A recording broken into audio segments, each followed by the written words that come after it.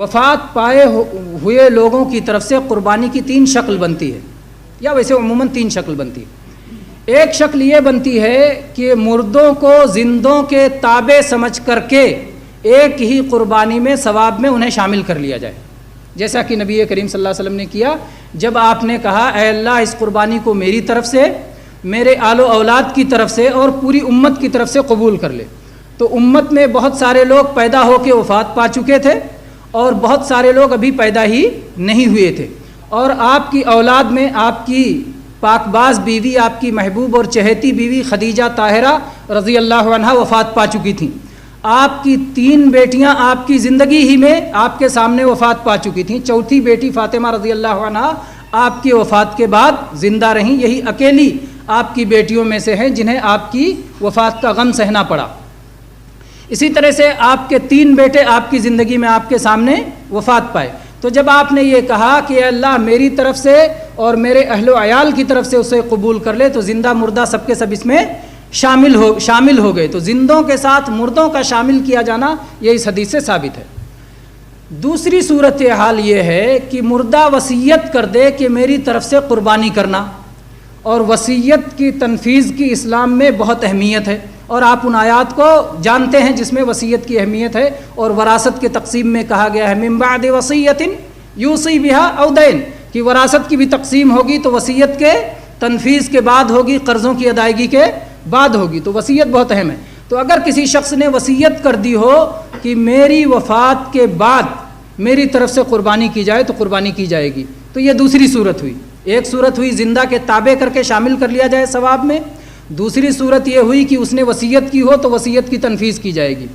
تیسری صورت یہ ہے کہ مستقل مردہ کی طرف سے ایک قربانی کی جائے، اور اس قربانی کے گوشت کو جیسے عام قربانی کے گوشت کے ساتھ سلوک کیا جاتا ہے، خود بھی کھایا جائے، دوست احباب کو بھی کھلایا جائے اور فقیروں میں بھی دیا جائے۔ اس طرح اگر کیا جائے تو اس کا کوئی ثبوت سنت رسول صلی اللہ علیہ وسلم میں نہیں ہے۔ نبی کریم صلی اللہ علیہ وسلم کے چچا حمزہ رضی اللہ عنہ سن 2 ہجری میں احد کی لڑائی میں شہید ہوئے، سن 4 ہجری میں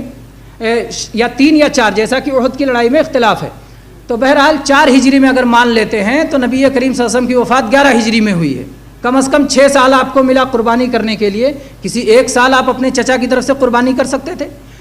خدیجہ رضی اللہ عنہا کی وفات مکہ مکرمہ میں ہو گئی تھی، نبی کریم صلی اللہ علیہ وسلم مدینہ منورہ میں 10 سال تک رہے، آپ کسی ایک سال اپنی پاک باز بیوی خدیجہ رضی اللہ عنہا کی طرف سے قربانی کر سکتے تھے، اپنی 3 بیٹیوں میں سے کسی ایک بیٹی کی طرف سے، ہر ایک بیٹی کی طرف سے کر سکتے تھے قربانی، لیکن اللہ کے نبی کریم صلی اللہ علیہ وسلم نے کسی وفات پائے ہوئے کی طرف سے مستقل طور پر قربانی نہیں کی، اس لیے اسے سنت نہیں کہا جا سکتا ہے۔ اہل علم نے جائز کی کہا ہے، اور جائز کہنے کی وجہ کیا ہے؟ کہتے ہیں مالی عبادات وفات پائے ہوئے کو پہنچتی ہیں، جیسے کہ صدقہ پہنچتا ہے، جیسے کہ حج پہنچتا ہے، جیسے کہ عمرہ پہنچتا ہے، تو قربانی بھی مالی عبادت ہے اس لیے پہنچ جائے گا، تو اس لیے ہم اسے ناجائز تو نہیں کہتے، لیکن البتہ یہ کہتے ہیں کہ اسے سنت نہیں سمجھا جائے، سنت نہ سمجھا جائے۔ اور ہمارے یہاں اس معاملے میں جو رسم چلی ہوئی ہے کہ پوری زندگی وفات پائے ہوئے لوگوں کی طرف سے ہی قربانی کی جاتی ہے، زندوں کی باری ہی نہیں آتی۔ زندے اس سوچ میں رہتے ہیں کہ جب ہم مر جائیں گے تو ہماری کوئی اور قربانی کرے گا، ہمارے لیے کوئی اور قربانی کرے گا، یہ تصور رکھتے ہیں، کہتے ہیں یہ تمہاری پہلے سال کی قربانی ہے اس لیے نبی کریم صلی اللہ علیہ وسلم کے نام کر دو، دوسرے سال کی قربانی اور تیسرے اور چوتھے اور 5ویں سال کی خلفائے راشدین کے نام سے کر دو، اس کے بعد دادا نانا چچا پھوپھا خالہ اور پتہ نہیں اپنی باری کب آئے گی، یہ سلسلہ لگا رہتا ہے۔ یہ جو ہے یہ اصل قربانی کا سنت طریقہ نہیں ہے۔ سنت طریقہ یہ ہے کہ گھر کے مالک کی طرف سے قربانی کی جائے اور گھر والوں کو اس میں شامل کر لیا جائے، چاہے